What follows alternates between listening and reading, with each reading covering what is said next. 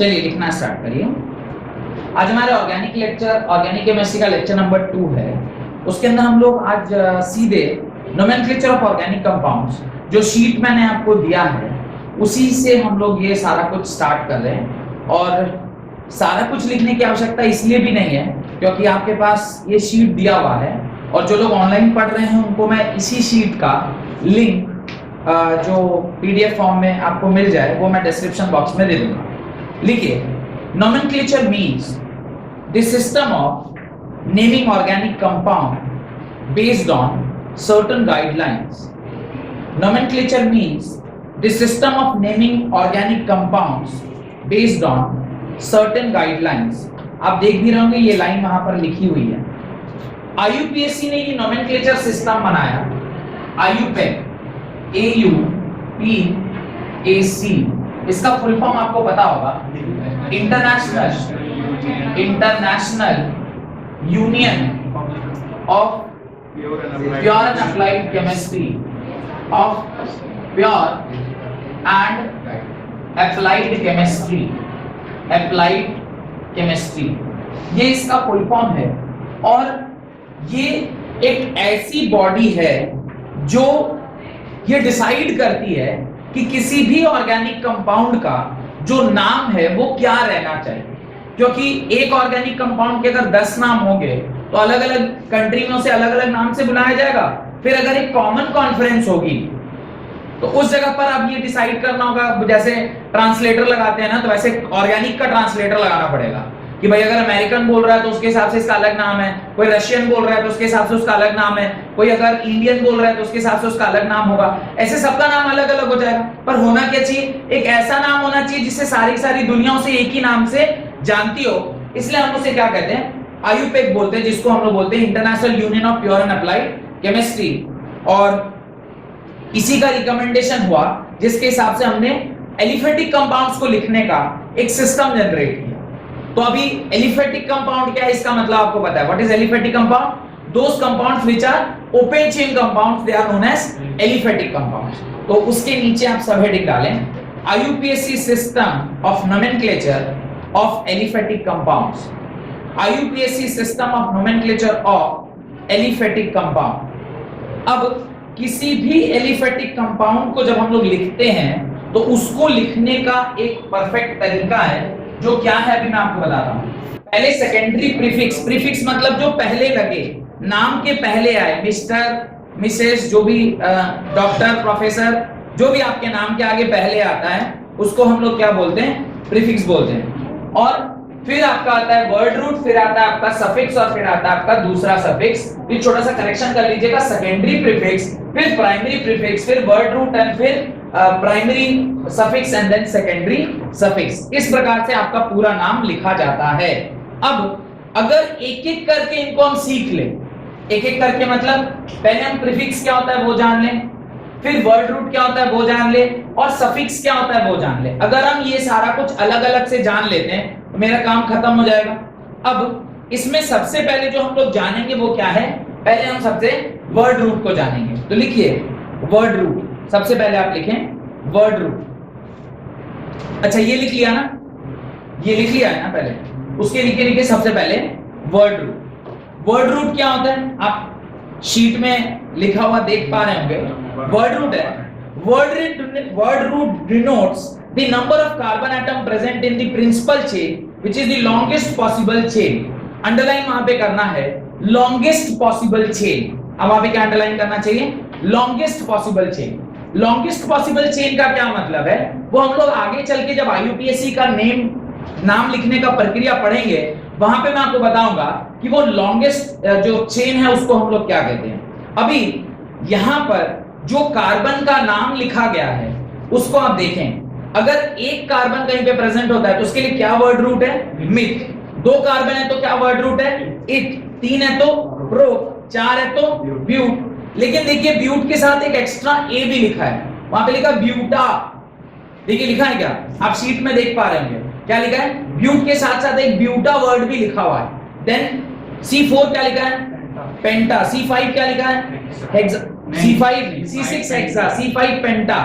फिर लास्ट में एक ए लिखा है। अभी इस ए का क्या मतलब है, ए कहां लगता है और कहां नहीं लगता है, उसका एक नियम है, उसको जरा ध्यान से सोचना चाहिए। What is that rule? कहता है extra a given in the parenthesis is used only if the primary suffix to be added to the word root starts with a consonant. क्या कह रहा है? ये रूल को बहुत ध्यान से समझने की आवश्यकता है। उसके ऊपर एक आध एग्जांपल करेंगे तो आपको समझ में आएगा कि वो क्या है। क्या कह रहा है? Extra a given in the parenthesis is used only if primary suffix to be added to the word root starts with a consonant.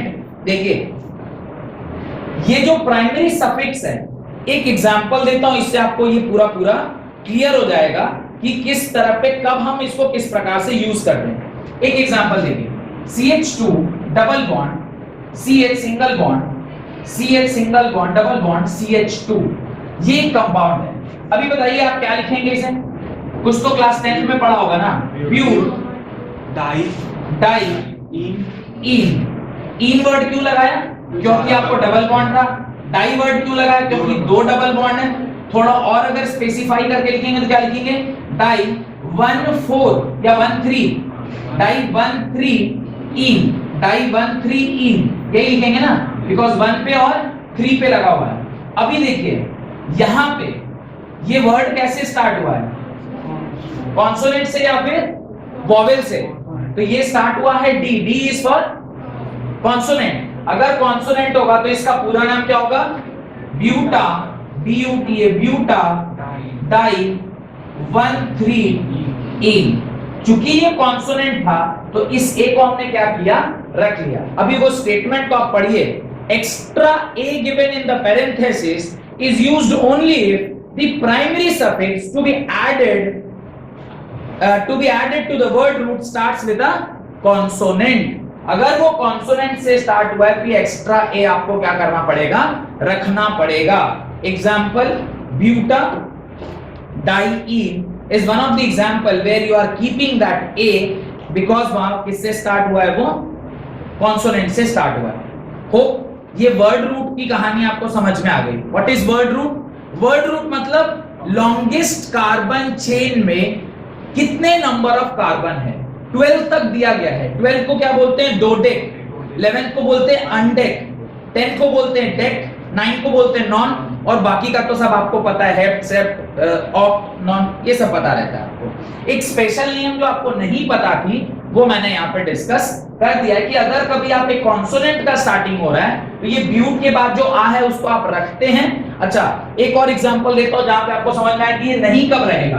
Carbon single bond, carbon triple bond, carbon, इसका अगर मैं नाम लिखूं, क्या लिखूंगा मैं? This is propyne, this is propyne, pro. अच्छा, मैं इसे प्रोपाइन लिखूं, PAYNE लिखूं या PROPYNE लिखूं? वाई क्यों? वाई तो एक कॉन्सोनेंट है। वाई इज अ वॉवेल और अ कॉन्सोनेंट। अरे जो प्राइमरी आपका सफिक्स है वो कॉन्सोनेंट है कि वॉवेल है?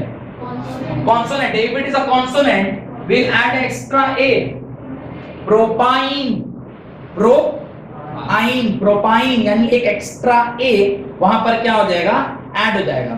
अगर मान लीजिए एक एक्स्ट्रा, एक और एग्जांपल दे रहा हूं। एक और एग्जांपल है CH3 single bond CH2 CH2 CH3। Suppose ये एक एग्जांपल है, इसका नाम आप क्या लिखेंगे? ब्यूट। अभी यहाँ पे क्या आ रहा है? ए। एक और एक्स्ट्रा ए डालेंगे क्या? यहाँ पे ये एक्स्ट्रा ए नहीं डलेगा बिकॉज ये कौन सा है? This is vowel. दो वॉवेल एक साथ कभी भी नहीं हो सकते, इसलिए यहाँ पर क्या होगा? ये लेगा। किस किस को डाउट हो रहा है कि सर ये आपने गलत लिखा है? किस किस को डाउट हो रहा है? सर आपने गलत लिखा है।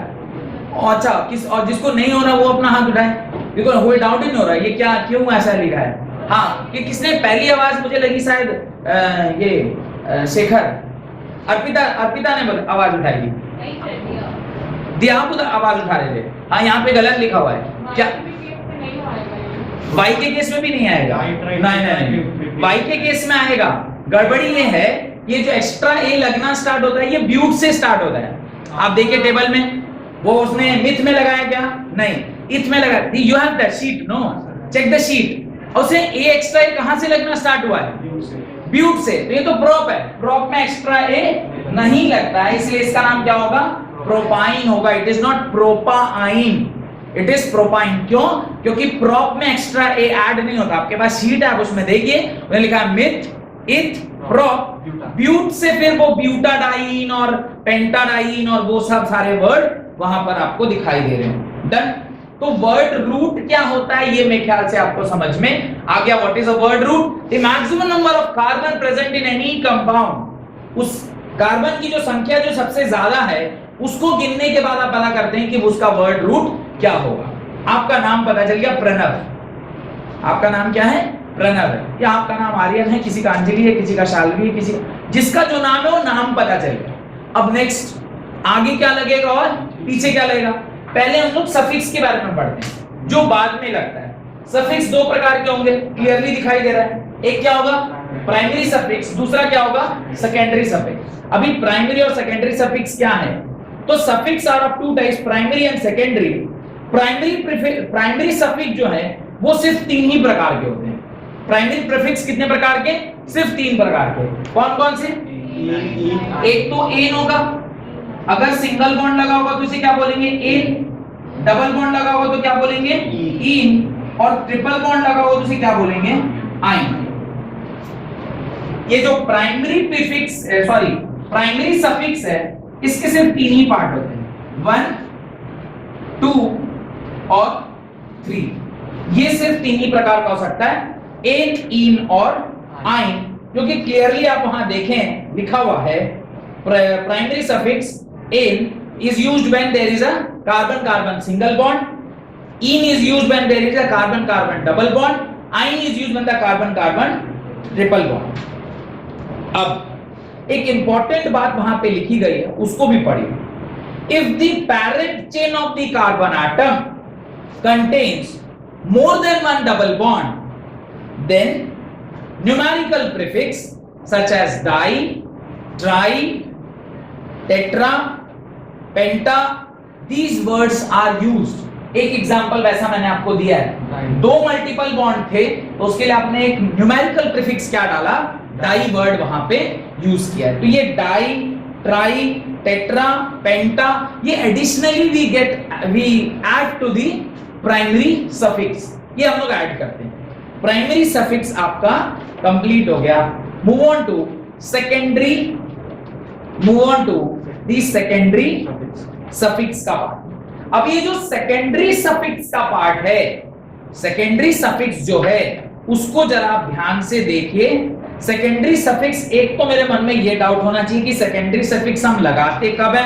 दूसरा डाउट ये होना चाहिए कि भाई ये जो लिस्ट हम देख रहे हैं इसमें एक तो फंक्शनल ग्रुप कौन सा है उसका नाम दिया है, फिर उसके बगल में सिंबल दिया हुआ है, फिर सफिक्स लिखा और फिर प्रीफिक्स भी लिखा हुआ है। अब यहाँ पे दोनों वर्ड लिख दिए, दिखाई दे रहा है सबको को, सबके हाथ में शीट है।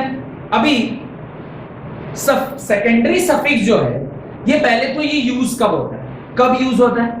ये तब यूज होता है जब किसी एक ग्रुप में, माने एक कंपाउंड में एक से ज्यादा ग्रुप्स लगे होते हैं, एक से ज्यादा फंक्शनल ग्रुप लगे होते हैं, इसको फंक्शनल ग्रुप बोलते हैं। एक से ज्यादा फंक्शनल ग्रुप, मल्टीपल बॉन्ड्स भी है पर फंक्शनल ग्रुप भी है।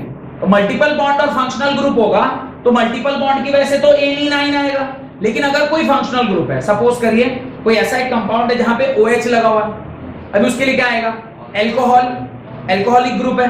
कहीं COH लगा है तो कार्बोक्सिलिक एसिड है, कहीं पे मान लीजिए NH2 लगा है तो वो अमीन हो गया। इस प्रकार से कोई भी ग्रुप अगर ऐड किया गया है तो वो आपके सफिक्स में आएगा। अब आप जो वो टेबल देख रहे होंगे, ये जो टेबल आप देख पा रहे हैं, यहां पे आप देखिए दो तरह के वहां पे लिखे हुए हैं। एक पहले जो आपका कॉलम है उसमें क्या लिखा गया है?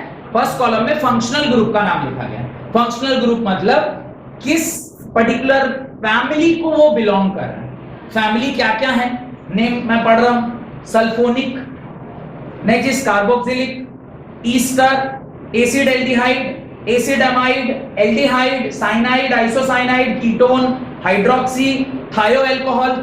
थायो वर्ड बताया था, जहां कहीं सल्फर लगे वहां पे हम थायो वर्ड यूज कर सकते हैं। अमीन, सेकेंडरी अमीन, टर्शियरी अमीन है, नाइट्रो, इस प्रकार से बहुत सारे ग्रुप यहाँ पर लगाए हुए हैं। और कुछ ग्रुप मैं भूलता हुआ भी देख रहा हूँ, शायद अल्कोहल ग्रुप उसने लिखा है, हाँ लिखा है हाइड्रोक्सी को अल्कोहल ग्रुप, ठीक है। इस प्रकार से बहुत सारे ग्रुप वहां पर लगाए हुए हैं। अभी उसके बगल वाले कॉलम में क्या लिखा, बगल वाले कॉलम में उसका सिंबल लिखा हुआ है कि ऐसा दिखने वाला ग्रुप अगर दिख जाए SO3H, क्या बोलेंगे उसको, सल्फोनिक एसिड, SO3H। अगर COOH लग जाए क्या बोलेंगे उसको, कार्बोक्सिलिक एसिड। अभी ये सिंबल दे दिया।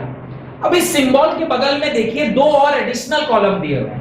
पहला कॉलम दिया है सफिक्स का और दूसरा कॉलम दिया है प्रीफिक्स का। What we are reading now, we are reading now secondary suffix. तो अभी ये प्रीफिक्स वाला कॉलम हमारे काम में नहीं आएगा। अभी कौन सा कॉलम हमारे काम में आएगा, जो थर्ड कॉलम है दैट इज सफिक्स वाला। अब सफिक्स का जो कॉलम है वहां पे देखिए किस ग्रुप के लिए क्या नाम आपको ऐड करना है। सपोज करिए किसी ग्रुप में COOH लगा हुआ है, जैसे मैं एक एग्जांपल देता हूं, सपोज करिए मैं एक एग्जांपल दे रहा हूं, ध्यान से देखिएगा एग्जांपल को, तो चीजें क्लियर होती चली जाएगी। वैसे ये तो सारी चीजें आपको 11th में पढ़ाई होनी चाहिए, पर ठीक है। Carbon carbon carbon carbon carbon और इसी कार्बन पर COOH लगा हुआ है। यहाँ पे सपोज करिए ये बस इतना ही है सपोज करिए, तो ये इस प्रकार का कोई एक कंपाउंड है। इसके अंदर कितने कार्बन है, कुल मिलाकर इसके अंदर 5 कार्बन है, तो 1 2 3 4 5। अभी आपने वर्ड रूट पता कर लिया, what is the word root, 5, यानी आपने पेंट लिख दिया, दिस इज पेंट। अब पेंट के साथ सारे सिंगल बॉन्ड है तो क्या लगेगा, एन लगेगा, तो पेंट एन। आपने प्राइमरी सफिक्स भी ऐड कर दिया।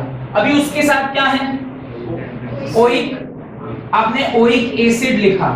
एक चीज ध्यान रखिएगा, यहां पे और यहां पे एक कंटिन्यूएशन में दो वोवेल नहीं हो सकते, कभी भी एक कंटिन्यूएशन में दो वोवेल नहीं हो सकते। जो पीछे वाला वोवेल है ये वाला, ये क्या हो जाएगा, ड्रॉप कर जाएगा।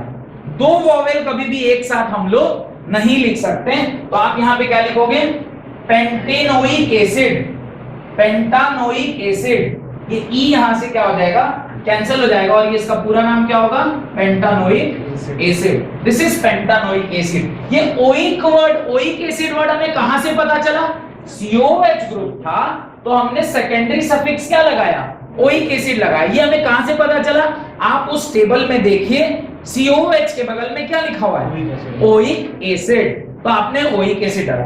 अच्छा, इसके जगह पे अगर मान लीजिए यहां पे C double bond O, C double bond O NH2 लिखा होता, तो अब इस नाम में क्या परिवर्तन करते, अब ये क्या हो जाता, पेंटान, PANTA, पेंटेन। तो यहाँ पे पेंटेन का ही आता और यहाँ पे क्या आएगा, अमाइड आएगा। क्या ये दोनों संभव है, नहीं, तो ये वाला ड्रॉप हो जाएगा, इसका नाम क्या होगा, पेंटान अमाइड। समझ में आया। इस तरीके से किसी भी ऑर्गेनिक कंपाउंड का जो सिंगल फंक्शनल ग्रुप वाला कंपाउंड है, क्या बोल रहा हूं मैं, सिंगल फंक्शनल ग्रुप वाला कंपाउंड है, उसके नाम आप लिख लोगे सिंगल फंक्शनल ग्रुप।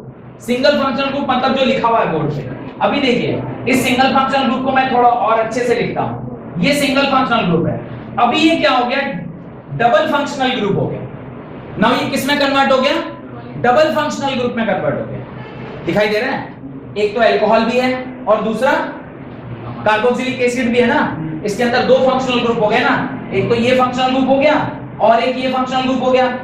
जब एक से ज्यादा फंक्शनल ग्रुप किसी भी ऑर्गेनिक कंपाउंड में लगे होते हैं तो उस टाइम पे हम क्या करते हैं, उस टाइम पे हम एक नियम फॉलो करते हैं। जो हमारे दादाजी हैं उनको आप रिस्पेक्ट देंगे, फिर उसके बाद आएंगे आपके बाप, फिर आएंगे आप, फिर आएंगे आपके बेटे, फिर आएंगे आपके पोते, मतलब मेरे नहीं, मतलब दादाजी के पोते, ऐसे सब सिस्टम चलेगा। अगर ग्रुप में सब लगा हुआ है, परदादा, दादा, फादर, बेटा, उनका पोता, ऐसे सब 5-6 जनरेशन लगा हुआ है, सबसे प्रायोरिटी किसको दिया जाएगा, सबसे बड़े जो हैं। तो जो सबसे बड़े हैं उनको सबसे ज्यादा प्रायोरिटी मिलना चाहिए, तो सबसे ज्यादा प्रायोरिटी आप परदादा जी को देंगे। फिर उसके अलावा जो भी फंक्शनल ग्रुप वहां लगा होगा उसको आप एटसेट्रा एटसेट्रा एटसेट्रा मानेंगे ना। कि जो सबसे इंपॉर्टेंट है उसको आपने मेन फंक्शनल ग्रुप रख लिया, उसके अलावा जो भी है सब क्या हो जाता है, दैट ऑल बिकम्स प्रीफिक्स। वो ऑल क्या बन जाते हैं, प्रीफिक्स। सिर्फ एक ही मेन फंक्शनल ग्रुप होता है जिसको हम क्या मानते हैं, सेकेंडरी सफिक्स मानते हैं। अब मेरे को ये कैसे पता चलेगा सर कि उस पूरे जो दादा परदादाओं की लिस्ट है उसके अंदर परदादा के है दादा के है, कैसे पता चलेगा कि कौन दादाजी है कौन परदादाजी है? उसका लिस्ट मैं आपको दे दूंगा कि वो लिस्ट के हिसाब से के सबसे ऊपर रहता है और कौन सबसे नीचे रहता है। आप उसी टेबल में जो आपने बनाया है उसी के बगल में आप उसको 1 2 3 4 करके मार्क करें, 1 2 3 4 करके मार्क करें। सबसे बड़े जो परदादा जी हैं वो होते हैं कार्बोक्सिलिक एसिड, यानी कार्बोक्सिलिक एसिड को सबसे ऊपर आप मार्क करें। हाँ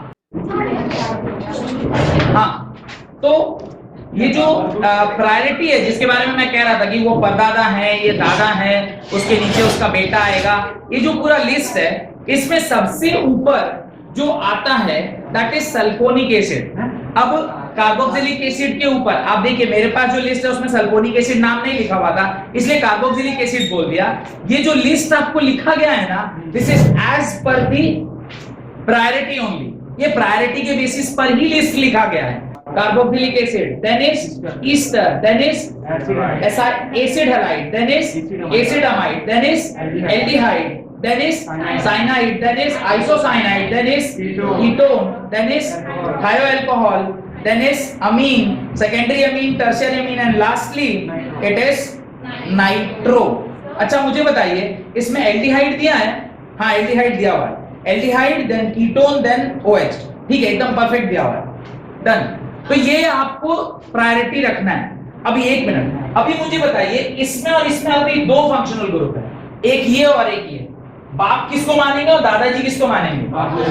ये बाप है, ये दादाजी हैं क्योंकि ये ऊपर लिखे हुए हैं, और ये दादा ये बेटा है। तो अभी जो बाप है इसको आप क्या मानेंगे? सेकेंडरी सफिक्स मानेंगे। यानी इसका जब आप नाम लिखेंगे, इसका जब आप नाम लिखेंगे तो इसका नाम क्या होगा? ध्यान से देखिएगा, 1 2 3 4 5। अच्छा एक और रूल मैं बताना भूल गया, एक रूल जो होता है डॉन कैटेगरी रूल। क्या है? Don category rule. Don film का एक डायलॉग आपको सुना होगा, हम जहां से खड़े होते लाइन हमेशा वहां से चालू होती है। ये डॉन जो अमिताभ बच्चन साहब का एक डायलॉग है, हम जहां से खड़े होते हैं वहीं से लाइन चालू होती है। ऐसा कोई भी ऑर्गेनिक कंपाउंड या ऐसा कोई भी फंक्शनल ग्रुप जिसमें इनबिल्ट कार्बन, इनबिल्ट कार्बन मतलब ये एक तरह से और दूसरी साइड पे वो टर्मिनेट कर जाता है। टर्मिनेट करना मतलब खत्म हो गया। जैसे देखिए एक और एग्जांपल है इसका, C डबल बॉन्ड OH एक तरफ से टर्मिनेट कर गया और स्टार्टिंग कहां से हो रहा है? उसमें कार्बन है। ऐसे पर्टिकुलर फंक्शनल ग्रुप को हम क्या बोलते हैं? डॉन बोलते हैं। जहां से हम खड़े हो रहे लाइन वहीं से चालू हो रही है, यानी जो नंबरिंग होगी वो कहां से होगी? 1 2 3 4 5। तो इस पर्टिकुलर एग्जांपल में अभी आप लिखोगे पेंट, अभी आपने लिखा पेंट, सारे सिंगल बॉन्ड है तो आप लिखोगे एन, पेंट एन। उसके बाद ये ओइक एसिड और इसके लिए क्या लगते हैं? OL। तो अभी OL नहीं यूज करेंगे। Why we will not use OL? Because ये मेन फंक्शनल ग्रुप है, यानी प्रायोरिटी में इसको प्रायोरिटाइज किया गया है। तो सेकेंडरी सफिक्स आप क्या यूज करोगे? Oic acid. यहाँ पे क्या यूज करोगे? Oic acid. और दूसरा फंक्शनल ग्रुप जो है, now this will behave as a prefix. अभी देखिए हाइड्रोक्सी, वो जो लिखा है ना हाइड्रोक्सी, उसका प्रीफिक्स जाके चेक करिए क्या लिखा हुआ है? हाइड्रोक्सी। वो भी कितने नंबर पे? 4 नंबर पे। आप इसे लिखेंगे 4 हाइड्रोक्सी पेंटेनोइक एसिड। इसका नाम होगा 4 hydroxy pentanoic acid. Pentanoic acid. P capital लिख दिया, गलती हो गई, सिर्फ पहला ही लेटर कैपिटल होता है, बाकी सब छोटा होगा। तो ये भी ध्यान रखिएगा, लिखने में तो आदमी लिख देता है पर जो सही है वही तरीका आपको ध्यान रखना चाहिए। याद रखिएगा जब एक से ज्यादा फंक्शनल ग्रुप होंगे तो फिर ये प्रायोरिटी ऑर्डर आपको क्या रहना चाहिए? याद रहना चाहिए कि कौन सा फंक्शनल ग्रुप की तरह बिहेव करेगा, यानी सेकेंडरी सफिक्स की तरह बिहेव करेगा, और जो दूसरा फंक्शनल ग्रुप है वो किस प्रकार से हेल्प करता है, किस प्रकार से उसको यूज करते हैं? It is used as prefix. वो प्रीफिक्स की तरह यूज हो जाता है। डन। कुछ ऐसे भी कंपाउंड्स हैं जिसके बारे में आप देखिए लिस्ट में लिखा है, groups given below does not have any suffix, इसका कोई सफिक्स नहीं होता है। जैसे ईथर, ईथर के लिए क्या वर्ड यूज करते हैं? अल्कोक्सी। इसके लिए क्या यूज करते हैं? Alkoxy. What is alkoxy? What is alkoxy? OR लिखा है तो इसने लिखा है अल्कोक्सी। अगर यहां पे OCH3 लिखा होगा तो इसको क्या बोलेंगे? मिथॉक्सी। ये जो एक कार्बन था उसी लिए तो ये अल्काइल है, अल्काइल का एक एल के जो है वो नंबर ऑफ कार्बन के लिए, तो इसको क्या बोलेंगे? Methoxy. This is called as methoxy. इसका कोई सफिक्स नहीं होता है। इसी तरह इपॉक्साइड का भी कोई सफिक्स नहीं होता, एजो कंपाउंड्स का कोई सफिक्स नहीं होता, नाइट्रोसो का भी नहीं होता और हेलोजन का भी नहीं होता। हेलोजन के लिए सिर्फ हेलो ग्रुप याद रखिएगा। अब जैसे क्लोरो है, क्लोरीन है तो क्लोरो, ब्रोमीन है तो ब्रोमो, आयोडीन है तो आयोडो और फ्लोरीन है तो फ्लोरो। हेलो मींस वो जो भी लगा होगा उसके नाम के सामने ओ वर्ड आप लगा दीजिएगा। और ई क्यों हटा देते हैं वो मैंने बताया ना, भाई this e has been removed from the primary suffix. जब कभी भी दो वॉवेल एक साथ आ जाए, एक को आप क्या कर सकते हो? हटा सकते हो। इसका कुछ एग्जाम्पल आप देख सकते हैं, आपके अगले पेज पर लिखा हुआ है, दिखाई दे रहा है? यहाँ पे कुछ एग्जाम्पल्स दिए गए हैं, उसको आप देख लीजिए। अगला जो थर्ड पार्ट है, आपने अभी तक क्या क्या पढ़ लिया? आपने वर्ड रूट के बारे में जानकारी हासिल कर ली, आपने प्राइमरी सफिक्स के बारे में जानकारी हासिल कर ली, आपने सेकेंडरी सफिक्स के बारे में भी जानकारी हासिल कर ली है। अब आपके पास क्या रह गया? प्रीफिक्स रह गया। और प्रीफिक्स में भी कौन कौन सा? एक तो प्राइमरी प्रीफिक्स और दूसरा सेकेंडरी प्रीफिक्स। प्रीफिक्स जो नाम के पहले लगे उसे क्या बोलते हैं? प्रीफिक्स। प्रीफिक्स कितने प्रकार के? दो प्रकार के, एक प्राइमरी प्रीफिक्स और एक सेकेंडरी प्रीफिक्स। प्राइमरी प्रीफिक्स सिर्फ और सिर्फ वहां यूज होता है जो साइक्लिक कंपाउंड हो। प्राइमरी प्रीफिक्स सिर्फ और सिर्फ वहां यूज होता है जो क्या होते हैं? Cyclic compound. इसलिए प्राइमरी प्रीफिक्स सिर्फ एक ही वर्ड है, दैट इज साइक्लो। आप देखें लिखा है a primary prefix cyclo is used in order to differentiate a cyclic compound from a acyclic compound. Example, propane, एक तरफ क्या लिखा है? प्रोपेन, और दूसरी साइड पे क्या लिखा? साइक्लोप्रोपेन। तो अब प्रोपेन के सामने लिखा ना, पेंटेन के सामने लिख दिया, तो cyclo word is primary prefix. और ये सिर्फ और सिर्फ कहां यूज होता है? जब हमारा कंपाउंड कैसा हो? साइक्लिक नेचर का हो। चार कार्बन वाले कंपाउंड को क्या बोलेंगे?